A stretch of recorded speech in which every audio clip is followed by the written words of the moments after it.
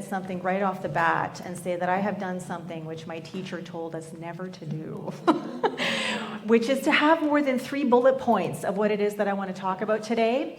And it really is, I have a lot of quotes. They're all from John O'Donohue.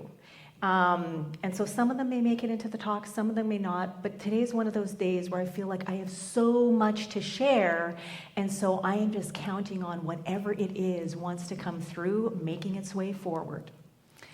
So on Wednesday, was there anyone here at Elevate on Wednesday, or anyone's watched the talk? Pat was here. I love that you come on Sundays and Wednesdays, Pat. That is so super cool. On Wednesday, I did a talk called The Space in Between.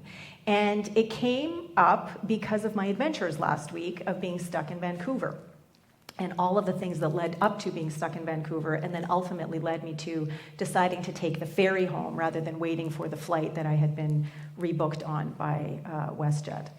So after that talk, so many people said, oh my God, I was just talking about that. I was talking about that with a client. I was talking about that with a friend. I was just reading something about the space in between. The musicians, we were just talking about that downstairs before we came upstairs. Someone brought up a John O'Donohue book called To Bless the Space Between Us. And then on Thursday, this also came up in a meditation that we were a part of. And then Thursday here in the evening, when I was at 5 Rhythms Revival, the dance thing that was happening here, oh my gosh, it was amazing. All of a sudden at one point, Anne-Marie, the DJ, starts talking about, and now really focus on and tune into the space in between. And Sherry and I just look across the room and we're like, what is happening here? So this book by John O'Donohue, which admittedly I have not read, but Glenn pulled a whole bunch of quotes out for me, is something that is just really, really present right now. And clearly, I'm going to go and get this book and I'm going to read it. So the first quote I want to share is, we have fallen out of belonging. Consequently, when we stand before crucial thresholds in our lives, we have no rituals to protect, encourage, and guide us as we cross over into the unknown. And when I read this, it took me back to my teens, when I was really starting to question, what is God? Who is God? Is there a God? If anyone here has read my book, I write about that in my book. And so there was a point, I remember sitting in the hallway of our house with my dad, having this really heated conversation, discussion / argument. And he basically told me, until you're 18 and you live in my house under my roof, you'll believe what I believe. I believe in God, so do you. And hello, is there anything that you can tell a teenager to make them do what they don't want to do? So that led me to atheism for a while. But the whole point there was that I was in a state of flux. I was in this space in between what I had grown up with my family, and then exploring of what else might be possible. And I didn't know how to navigate it. And my dad didn't know how to navigate me being in that space in between. Now, fast forward decades later, when I actually sort of was blown wide open, mind and heart, when I walked into CSL Toronto and saw what was going on there and thought, oh, I want more of this. Whatever this new thought stuff is, whatever this science of mind stuff is, I want more of this because this sounds really good. To know that there's one thing going on, and it doesn't really matter what you call it, but there's one thing and that everyone and everything is that, it means that God is not out there or separate from. It means that God is who and what I am. And if there's only this one thing going on, it means everyone and everything, even the most challenging person or situation, is also God. So I get to see that in others. I get to experience that. I get to look for that in others. And then, wow, we're the ones who create our reality according to how we use our mind. And now I like to add in how we open our heart. That means I'm in charge. There isn't some separate entity that is pulling some kind of puppet strings and I'm sort of moving to and fro at their sort of beck and call and at their will. That was huge. That was so huge for me. But it was also so incredibly different from what I grew up with. So incredibly different from most of the people I knew, what they believed. And so again, it was how do I navigate this space in between? Everything that I have known until now, and then wow, there's all of this amazing, super cool stuff that I've just been introduced to, but this isn't what these people believe, nor do they want to believe it. They're happy with what it is that they have going on, but I want this, so how do I navigate both? And so yesterday, I was reflecting on last week's funeral, which was really very lovely. I had an amazing couple of days with my mom, which was so wonderful. I don't even remember the last time I had one-on-one time with my mom like that. But the funeral couldn't take place in a church because my aunt had chosen to be cremated, and in the Ukrainian Catholic Church, that is considered a sin. And so you can't have a funeral in a church. So it was at a funeral home. And what sort of took me by surprise right away was that instead of the whole thing being in Ukrainian, it was in English. But here's the cool thing. Because it was in English, I actually heard more of what was being offered.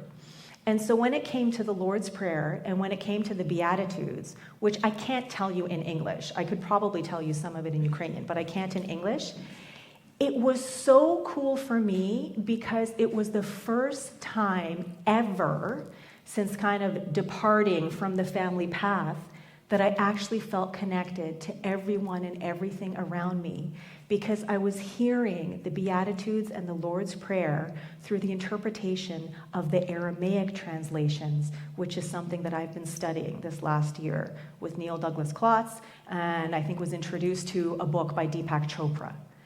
And I don't even know, it wasn't a revelation, it wasn't an aha, it was just this super, super cool experience of, this is what everyone around me believes, and this is what I believe. We get to hear and receive the same prayers, the same blessings, and then we get to receive them in the way that we choose that is meaningful for us. And for the first time in decades, I felt like I was in the family rather than being the black sheep on the outside. And it was such a cool feeling. And it was because of my consciousness studies, my conscious, intentional practice of really becoming more aware of who and what I am, who and what we all are. And I was so grateful for this opportunity to experience that. So John O'Donohue also writes, no threshold need be a threat, but rather an invitation and a promise. Whatever comes, the great sacrament of life will remain faithful to us, blessing us always with visible signs of invisible grace. I thought this was so beautiful because it is a reminder that no matter how many times we forget, no matter how many times we may step off principle, no matter how many times we stray, it doesn't matter because who and what we truly are always is.